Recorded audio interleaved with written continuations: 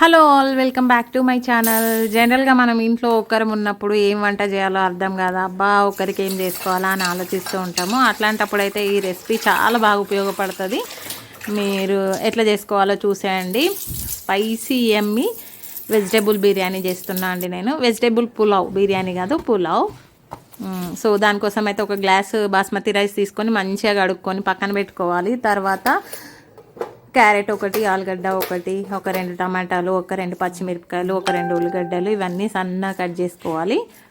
నేనైతే నా దగ్గర అవైలబుల్ ఉన్న వెజిటేబుల్స్ వేస్తున్నా. ఇంకా ఏ బీన్స్ అలాంటివి ఏమన్నా ఉన్నా కూడా వేసుకోవచ్చు అనమాట. అన్నీ కట్ చేసుకొని పక్కన పెట్టుకొని కుక్కర్ పెట్టుకొని నెయ్యి వేసుకోవాలండి. నేనైతే నెయ్యితో చేస్తున్నా, హోమ్ మేడ్ నెయ్యి అండి ఇది. తర్వాత హోల్ గరం మసాలా, చిన్న చెక్క, 2 లవంగాలు, ఒక 2 మిరియాలు, ఒక 2 బిర్యానీ ఆకులు చిన్నవి, రాతి పువ్వు కొంచెము, సాజీరా, ఇవన్నీ వేసుకోవాలి. నెయ్యిలో బాగా ఫ్రై చేసుకోవాలి. ఇంకా తర్వాత అయితే కట్ చేసుకున్న వెజిటేబుల్స్ ఉన్నాయి కదా, పచ్చిమిర్చి వేసుకొని తర్వాత ఆనియన్స్ కూడా వేసేసుకోవాలి. క్యారెట్, ఆలు అన్నీ ఒకేసారి వేసేసుకొని మంచిగా ఫ్రై చేసుకోవాలండి చిన్న మంట మీద. బాగా ఫ్రై కానీ అవసరం లేదు, లైట్గా ఫ్రై అయితే సరిపోతుంది. ఎందుకంటే రైస్తో పాటు మళ్ళీ కుక్ అవుతాయి కదా వెజిటేబుల్స్ అన్నీ. సో నార్మల్గా ఫ్రై అయితే సరిపోతుంది. తర్వాత అల్లం వెల్లుల్లి పేస్ట్ అండి,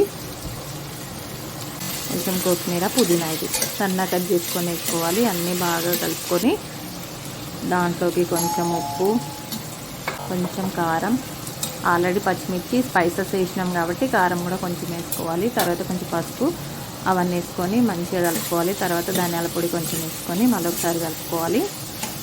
ఇప్పుడు ఒక చిన్న కప్పు పెరుగు మంచిగా బీట్ చేసుకొని వేసేసుకోవాలి. కూరగాయలలో పెరుగుతోనే మంచి ఫ్లేవర్ వస్తుంది రైస్కి అయితే, పెరుగులో ఉడుకుతుంది కాబట్టి. బాగా కలుపుకున్న తర్వాత ఇంకా కడిగి పెట్టుకున్న రైస్ ఉన్నాయి కదా, వాటర్ అయితే తీసేసి బియ్యం వేసేసుకోవాలి దాంట్లోకి.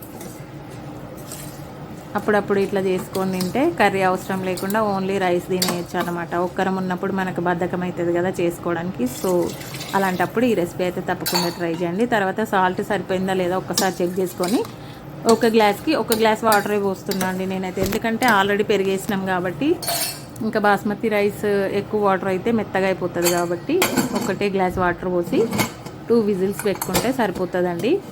వేడి వేడి వెజిటేబుల్ పులావ్ అయితే రెడీ అయిపోతుంది. చూడండి ఎంత చక్కగా వచ్చిందో, చాలా అంటే చాలా బాగుంటుంది. తప్పకుండా ట్రై చేయండి. మీరు కూడా ట్రై చేసి మీకు ఎట్లా వచ్చిందో కామెంట్ చేయడం మాత్రం మర్చిపోకండి. నేనైతే ఈరోజు ఒక్కదాన్నే ఉన్నాను అనమాట, అందుకని ఈ పులావ్ చేసుకున్నా.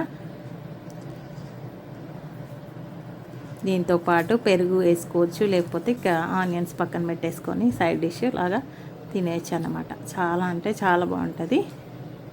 ట్రై చేయండి తప్పకుండా. Do subscribe to my channel. Thank you for watching.